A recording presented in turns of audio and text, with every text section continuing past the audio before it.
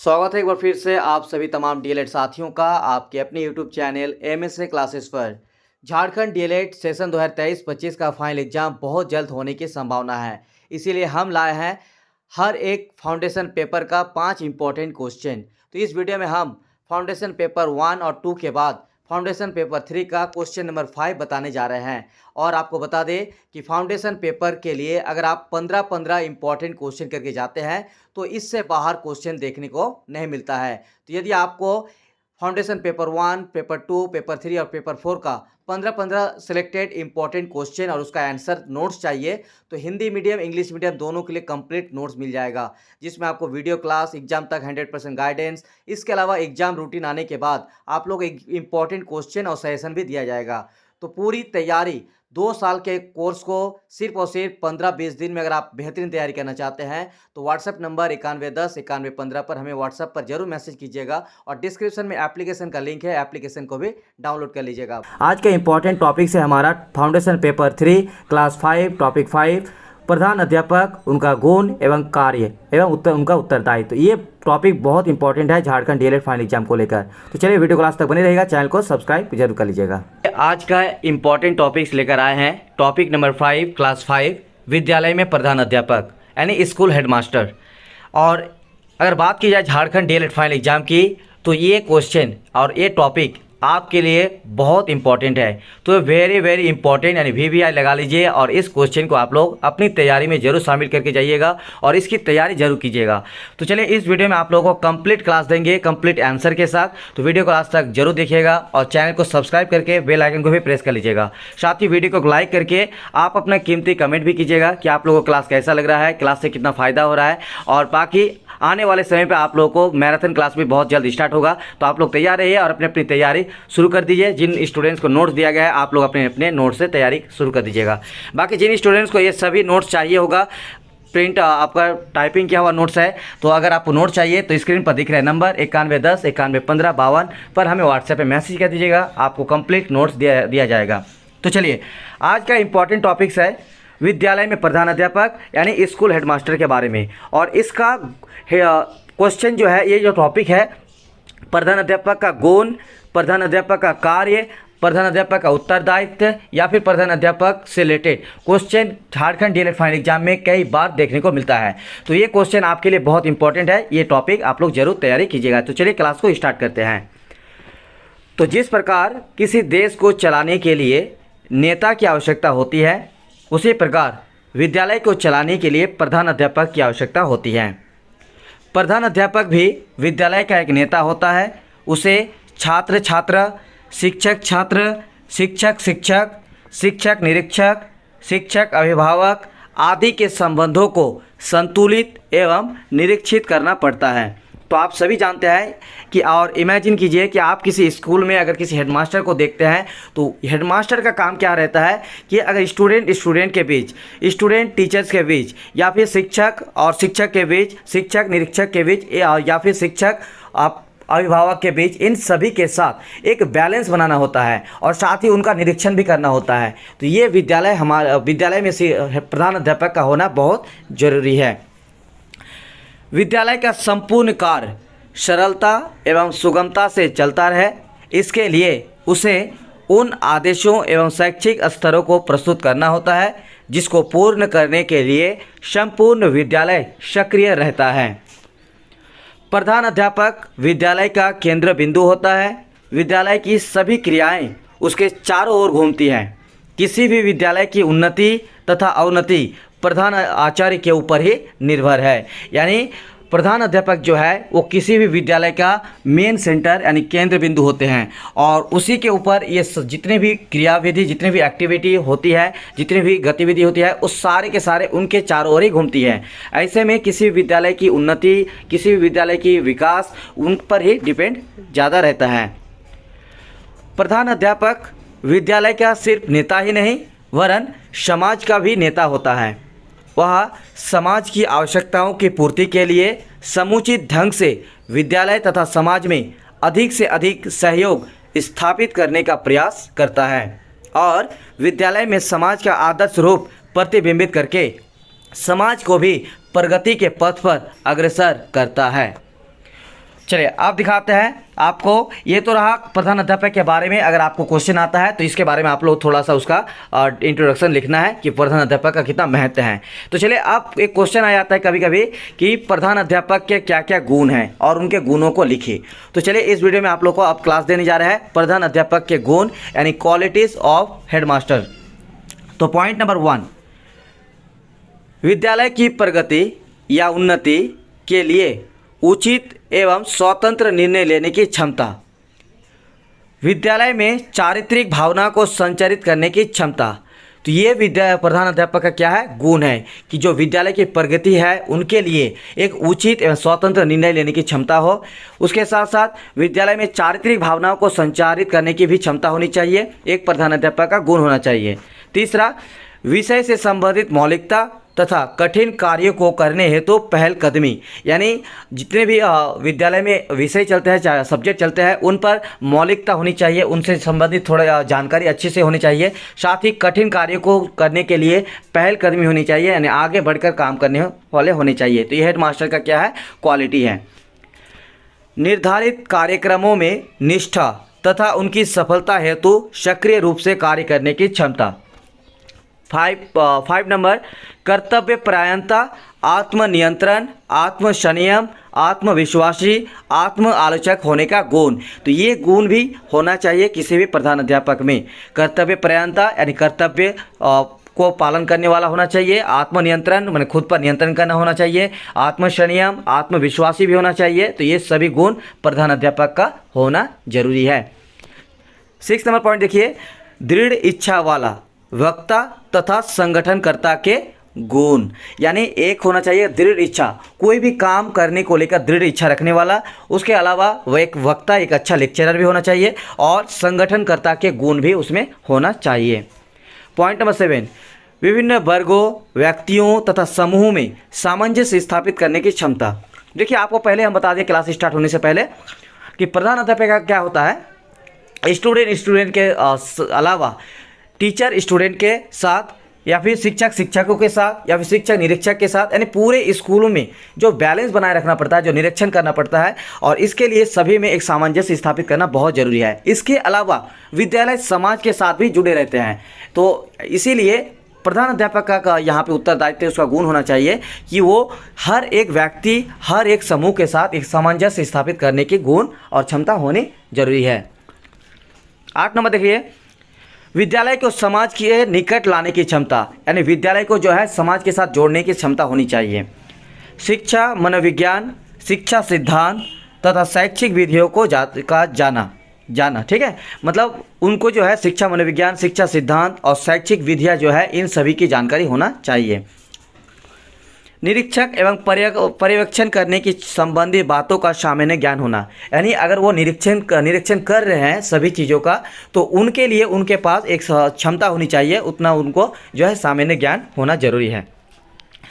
किसी प्रकरण को सुलझाने अथवा प्रस्तावों एवं कार्यक्रमों को संचालित करने में बगैर किसी भय के निर्णय ले सकने में दक्ष होना। आशावादी तथा दूसरों को प्रेरित कर सकने की क्षमता। तीसरा, अनुशासन एवं कार्यकारी एग्जीक्यूटिव क्षमता एवं नेतृत्व शक्ति। तो ये 13 गुण जो है आपको ध्यान में रखना है और इनको कॉपी में नोट कर लीजिए और इनकी तैयारी आप लोग करके जरूर जाना है। इनका गुण भी कभी कभी लिखने के लिए आ जाता है। लेकिन इनके अलावा एक और इस टॉपिक से क्वेश्चन देखने को मिलता है, वो है प्रधान अध्यापक के कार्य उत्तरदायित्व। तो सबसे पहले यहाँ पे अगर बात की जाए प्रधान अध्यापक के कार्य उत्तरदायित्व, तो चलिए इसके बारे में आप लोग बता दें। कभी कभी क्वेश्चन आ जाता है कि प्रधान अध्यापक विद्यालय में क्या स्थान है और प्रधान अध्यापक के कार्य या उत्तरदायित्व को लिखिए। तो जब ये सवाल आपके लिए आएगा तो उनका जो प्रधान अध्यापक का एक काम होता है, कार्य होता है, उनका जो जिम्मेदारी होती है, उन सभी पॉइंट को आप लोगों को लिखना है। अब देखिए यहाँ पे बहुत सारा यहाँ पे लिखा हुआ है, लेकिन अब आपको इसको तैयारी कैसे करना है। तो देखिए पॉइंट नंबर 1 में क्या है, प्रशासकीय कार्य। पॉइंट नंबर 2 में क्या है, पाठ्यक्रम संबंधी कार्य का संचालन करना। तो आप लोग को तैयारी कैसे करना है, इस पॉइंट को हाईलाइट करके पहले क्वेश्चन लिख लीजिए अपनी कॉपी में कि प्रधान अध्यापक के कार्य एवं उत्तरदायित्व। इसके साथ ये पॉइंट नंबर 1 में लिखा हुआ है प्रशासकीय कार्य और पॉइंट नंबर 2 में लिखा हुआ है पाठ्यक्रम संबंधी कार्य का संचालन करना। तो इस तरह से आप लोगों को सिर्फ पॉइंट लिख लेना है और बाकी जो चीज़ लिखा हुआ है उसको आप लोगों को ध्यान में रखना है, उसको समझ लेना है। तो चलिए पहला का उत्तरदायित्व और पहला कार्य है प्रधान अध्यापक का, वो है प्रशासकीय कार्य। अब देखिए प्रशासकीय कार्य क्या है। प्रधान अध्यापक के प्रशासकीय कार्य के अंतर्गत उनके प्रशासन, कार्यालय तथा प्रबंध संबंधी कार्य आते हैं, जिनका विभाजन हम निम्न प्रकार से कर सकते हैं। पाठ्यक्रम संबंधी कार्य का संचालन करना। तो देखिए प्रशासक के कार्य मतलब देखिए क्या हुआ, एक हेडमास्टर है, आप इमेजिन कीजिए किसी स्कूल में एक हेडमास्टर को, तो वहाँ पे क्या होता है कि हेडमास्टर का काम क्या रहता है, पूरा स्कूल के साथ साथ सबसे पहले उसका प्रशासकीय कार्य, जैसे उसका प्रशासन से रिलेटेड जानकारी या फिर किसी अधिकारी से मिलना, उनको लेटर लिखना है, स्कूल की समस्या को बताना या स्कूल में जो भी चीज़ हो रहा है उसका डाटा देना, ये सारी चीज़ जो है प्रधान अध्यापक का जो है रिपोर्ट देखना होता है।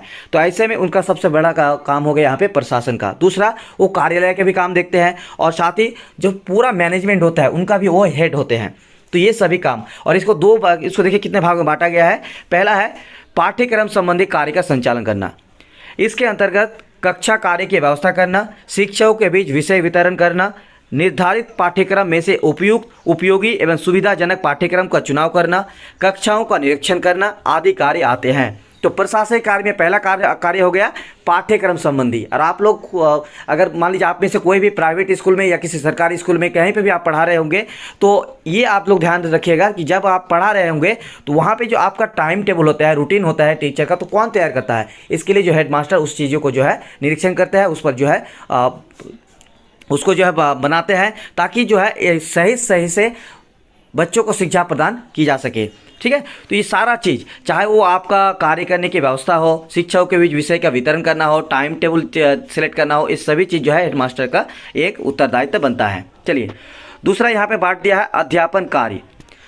प्रधान अध्यापक सर्वप्रथम अध्यापक है, अतः उसका मुख्य कार्य है शिक्षा प्रदान करना। देखिए प्रधान अध्यापक है, हेडमास्टर है, इसका मतलब सिर्फ ये नहीं कि वो आपका प्रशासनिक कार्य और जो है कार्यालय का ही काम देखेंगे, वो एक खुद में ही एक शिक्षक भी है। तो उनमें एक ऐसा उत्तरदायित्व होती है कि वो शिक्षा प्रदान करने का उसका जो उसमें होना चाहिए। देखिए क्या है यहाँ पे, प्रधान अध्यापक सर्वप्रथम अध्यापक है, यानी एक शिक्षक है, अतः उसका मुख्य कार्य है शिक्षा प्रदान करना। प्रायः प्रधान अध्यापक प्रशासकीय कार्यों में इतना व्यस्त हो जाते हैं कि वो अध्यापन कार्य बिल्कुल छोड़ देते हैं, परंतु ऐसा करना उचित नहीं है। प्रत्येक प्रधान अध्यापक को किसी न किसी विषय को अवश्य पढ़ाना चाहिए। ज़्यादातर स्कूलों में ऐसा होता है कि हेडमास्टर जो है अपने प्रशासकीय और कार्यालय संबंधी कार्यों में इतना ज़्यादा व्यस्त रहते हैं कि वो जो है समय नहीं दे पाते हैं अपने बच्चों को शिक्षा प्रदान करने के लिए। लेकिन आप ही सोचिए, प्रधान अध्यापक भी एक तरह से एक टीचर ही है, तो उनको भी ये उत्तरदायित्व बनता है कि वो कोई भी विषय में किसी विषय में जो है उसको स्कूलों में पढ़ाना चाहिए। तीसरा है निरीक्षण कार्य। प्रशासक का एक और महत्वपूर्ण कार्य है योजना बनाना। नियोजन के बिना विद्यालय में अव्यवस्था का फैलना स्वाभाविक है, इसीलिए प्रधान अध्यापक का यह कर्तव्य है कि सत्र प्रारंभ होने के पूर्व ही विद्यालय की समय सारणी का, विभिन्न कक्षाओं का एवं विषयों में छात्र प्रवेश नीति का, शिक्षाओं में शिक्षण कार्य के आवंटन का एवं शिक्षण सामग्री आदि के वितरण का नियोजन करे। तो एक काम ये भी है और उत्तरदायित्व बनता है जो है वो है प्रशासक का एक कार्य प्रधान अध्यापक का, वो है योजना बनाना यानी नियोजन करना। जैसे सेशन स्टार्ट होगा मान के चलिए जनवरी, फरवरी या मार्च में, तो आपको जो है प्रधान अध्यापक ये गुण होना चाहिए, उत्तरदायित्व होना चाहिए कि वो पहले से ही इसका सारा प्लानिंग कर लिया जाए। ठीक है, ये भी एक क्या है, अपने आप में एक उत्तरदायित्व है। अगला है निरीक्षण कार्य। प्रधान अध्यापक के ऊपर संपूर्ण विद्यालय की व्यवस्था एवं निरीक्षण, बालकों के खेलकूद, पुस्तकालय, प्रयोगशाला एवं छात्रावास आदि सभी का निरीक्षण करना चाहिए और करने का उत्तरदायित्व होता है। उसे केवल शिक्षक कार्य का ही निरीक्षण नहीं करना चाहिए, वरन विद्यालय का कोई भी अंग ऐसा नहीं होना चाहिए जो प्रधान अध्यापक के निरीक्षण में ना आए। यानी उनको पूरा निरीक्षण करना चाहिए, ऐसा नहीं कि सिर्फ टीचर क्या कर रहा है, ठीक है, ये स्टूडेंट क्या कर रहा है, इनको तो देखना जरूरी है। इसके अलावा पूरे विद्यालय, पूरे स्कूल का जितने भी है सब कुछ यहाँ पर देखना जरूरी है। अगला है अनुशासनात्मक कार्य। विद्यालय के कार्य को सुचारू रूप से चलाने के लिए यह आवश्यक है कि विद्यालय में शिक्षक, विद्यार्थी एवं अन्य कर्मचारी अभी अनुशासन पूर्ण हो। इस प्रकार विद्यालय में अनुशासन बनाए रखना भी प्रधान अध्यापक का एक महत्वपूर्ण कार्य है, वरना विद्यालय में इस कार्य सफलतापूर्वक नहीं चल सकता। छठा है सामाजिक उत्तरदायित्व। क्योंकि विद्यालय जो है समाज के साथ जुड़ा हुआ है, इसलिए प्रधान अध्यापक का दायित्व होता है सामाजिक उत्तरदायित्व भी। तो देखिए प्रधान अध्यापक को विद्यालय के भिन्न भिन्न कार्यक्रमों द्वारा सामाजिक संस्कृति का संरक्षण तथा उसे आगे आने वाली पीढ़ी को हस्तांतरित करना चाहिए। हम सभी संस्कृति पर निर्भर है। हमारे जीवन मूल्य, हमारी भाषा, हमारा साहित्य, हमारे नैतिक आदर्श आदि। प्रधान अध्यापक का कर्तव्य है कि वो विद्यालय में ऐसी क्रियाओं का आयोजन करे जिनसे हमारे विद्यार्थी अधिक से अधिक मात्रा में सांस्कृतिक मूल्यों को अपना सके। 7वां पॉइंट है संपर्क संबंधी कार्य। विभिन्न लोगों के साथ संपर्क बनाए रखना भी प्रधान अध्यापक का कर्तव्य है। सबसे पहले उसे शिक्षकों से संपर्क रखना चाहिए क्योंकि उसे अध्यापकों से कार्य लेना होता है। तो देखिए, प्रधान अध्यापक का सबसे इम्पोर्टेंट कार्य है कि सभी के साथ एक बेहतरीन और एक अच्छा संपर्क संबंधी कार्य होना चाहिए। जैसे सबसे पहले उसको एक शिक्षक के साथ उसके साथ अच्छा संपर्क होना जरूरी है क्योंकि उससे उसको अध्यापन से रिलेटेड सारे काम लेना होता है। इसके साथ ही उसे विद्यार्थियों के साथ भी संपर्क बनाए रखना है चाहिए। शैक्षिक प्रशासन की सफलता के लिए यह आवश्यक है कि वो विद्यार्थियों से परिचित हो और विद्यार्थी उससे। इसके अलावा अभिभावकों से भी संपर्क रखना चाहिए और इसके लिए उसे विद्यालय में अभिभावक शिक्षक संघ की स्थापना करना चाहिए। अगला कार्य है लास्ट, वो है अन्य कार्य में। इन सब के अतिरिक्त प्रधान अध्यापक का पर कई अन्य उत्तरदायित्व भी होते हैं जैसे विद्यालय फर्नीचर, शिक्षण सामग्री, पुस्तकों आदि का क्रय करना, विद्यालय भवन, खेल के मैदान, पुस्तकालय, प्रयोगशालाओं आदि का उचित उपयोग करना।